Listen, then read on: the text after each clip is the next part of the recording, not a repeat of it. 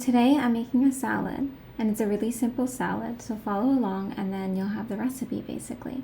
Let's start.